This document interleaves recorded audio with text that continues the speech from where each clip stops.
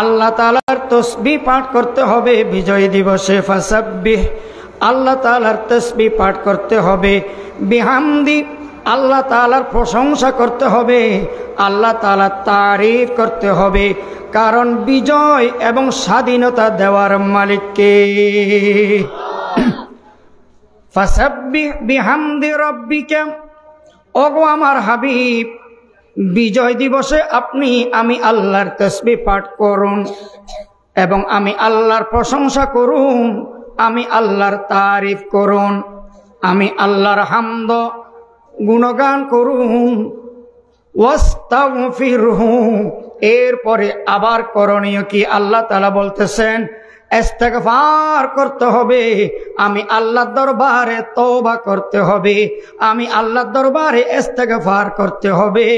ইন্নাহু কানা তাওয়াবা, তওবা করতে হবে, ইস্তেগফার করতে হবে।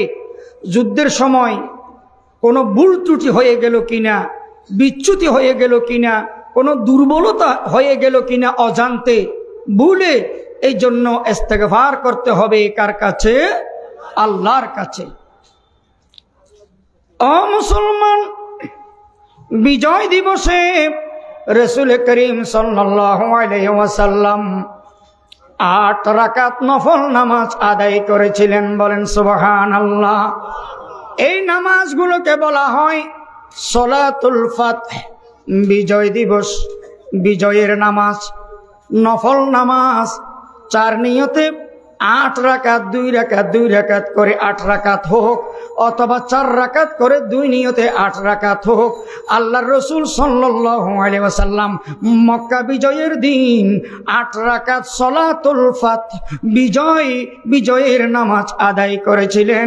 আল্লাহ তাআলা আমাদেরকেও বিজয় দিবসে নফল নামাজ আদায় করার, আল্লাহর তাসবিহ পাঠ করার, আল্লাহর প্রশংসা করার এবং আল্লাহর দরবারে ইস্তেগফার করার তৌফিক দান করুন। বলেন আমিন। আল্লাহর রাসূল সাল্লাল্লাহু আলাইহি ওয়াসাল্লাম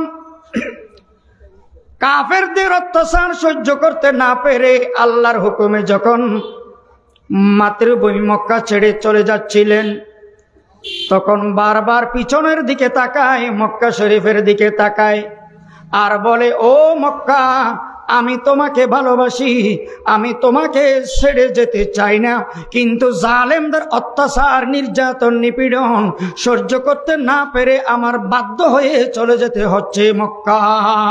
সুবহানাল্লাহ বলেন। মক্কা, মদিনা, এগুলোকে মহব্বত করবেন, বলবেন মক্কা শরীফ, মদিনা শরীফ।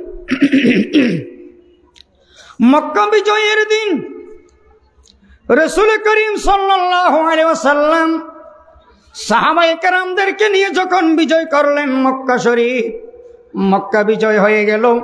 আল্লাহর রাসূল সাল্লাল্লাহু আলাইহি ওয়াসাল্লাম সবাইকে ক্ষমা করে দিয়েছেন। সুবহানাল্লাহ। ইসলাম শান্তির ধর্ম, ইসলাম মানবতার ধর্ম, ইসলাম কত সুন্দর ধর্ম। আল্লাহর রাসূল সাল্লাল্লাহু আলাইহি ওয়াসাল্লাম চাইলে প্রতিশোধ নিতে পারতেন, কিন্তু দয়ার নবী, মায়ার নবী, মানবতার নবী, ওমা আরসালনাকা ইল্লা রাহমাতাল লিল আলামিন, আল্লাহর নবী সবাইকে সাধারণ ক্ষমা ঘোষণা করে দিলেন। সুবহানাল্লাহ। কেমন দয়ার নবী, মায়ার নবী। মদিনা শরীফকে রাসূল সাল্লাল্লাহু আলাইহি ওয়াসাল্লাম ভালোবাসতেন, মহব্বত করতেন। মদিনা শরীফ থেকে যখন কোথাও যেতেন, দূরে যেতেন, দূর থেকে মদিনার উহুদ পাহাড় দেখে বলতেন, ওহে আমার সাহাবীরা, এই উহুদ পাহাড় আমাদেরকে ভালোবাসে, আমাকে ভালোবাসে, আমরাও এই উহুদ পাহাড়কে ভালোবাসি। সুবহানাল্লাহ। মক্কা শরীফকে, মদিনা শরীফকে মহব্বত করবেন, ভালোবাসবেন। এবং কি, হাজী সাহেবেরা যদি হজ করতে গিয়ে মক্কা শরীফ, কাবা শরীফ তওয়াফ করলো, আরাফার ময়দানে অবস্থান করলো, এহরাম বাঁধলো, আরো ওয়াজিব যেগুলো আছে হজের এগুলো সারাইলো, 3টা ফরজ আদায় করলো হজের, কিন্তু মদিনা শরীফ যায়নি, রাসূলের রওজা শরীফ জিয়ারত করতে যায়নি। ফরজ ওয়াজিব আদায় হয়ে গেছে বটে, কিন্তু আল্লাহ রাসূল সাল্লাল্লাহু আলাইহি ওয়াসাল্লাম বলেন, আমি তার উপর একটু নারাজ নাখুশ হব। সে এসে আমার রওজা শরীফটা যদি জিয়ারত করে, কিয়ামতের দিন আমি তার জন্য সুপারিশ করব। সুবহানাল্লাহ। তাহলে বিজয় দিবসে আমাদের দায়িত্ব কর্তব্য আছে না নাই বলেন? আল্লাহ রাসূল সাল্লাল্লাহু আলাইহি ওয়াসাল্লাম মক্কা বিজয়ের দিন গান বাজনার আয়োজন করেছিলেন কি করেন নাই? গান বাজনার আয়োজন করেন নাই। বিজয় দিবসে বাদ্যযন্ত্রের আয়োজন করেন নাই। বিজয় দিবসে রাসূল সাল্লাল্লাহু আলাইহি ওয়াসাল্লাম নায়ক নায়িকা ভাড়া করেন নাই। বিজয় দিবসে আমাদের রাসূল গায়ক গায়িকা ভাড়া করেন নাই। কোন ডান্সের আয়োজন করেন নাই, কোন কনসার্টের আয়োজন করেন নাই, কোন গান বাজনা ঢোল তবলা বাদ্যযন্ত্র বিজয় দিবসে মক্কা বিজয়ের দিন আয়োজন করেন নাই। কোরআন হাদিসের আলোকে বিজয় দিবস পালন করতে হবে। আল্লাহর তাসবিহ পাঠ করতে হবে বিজয় দিবসে। আল্লাহর প্রশংসা করতে হবে, আল্লাহর কাছে তওবা করতে হবে, আল্লাহর কাছে ইস্তেগফার করতে হবে এবং 8 রাকাত সালাতুল ফাতাহ বিজয়ের নামাজ আদায় করতে হবে। আল্লাহ তাআলা আমাদেরকে তৌফিক দান করুন, কোরআন হাদিসের আলোকে বিজয় দিবস পালন করার সুযোগ দান করুন, বলেন আমিন। আগামীকাল বিজয় দিবস। অনেকে মনে করবে কোরআন হাদিসে শুধু নামাজ, জিকির, রোজা, তাসবিহ, হজ, যাকাত এগুলোর কথা আছে। বিজয় দিবসে পালনীয় বর্জনীয় এইরকম কিছু কোরআন হাদিসে মনে হয় নাই।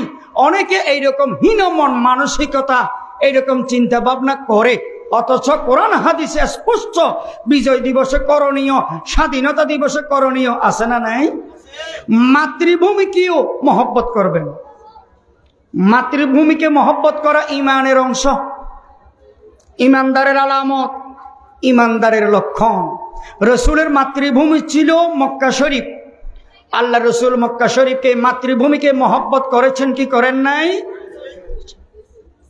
আল্লাহ তাআলা আমাদেরকে তৌফিক দান করুন, বলেন আমিন।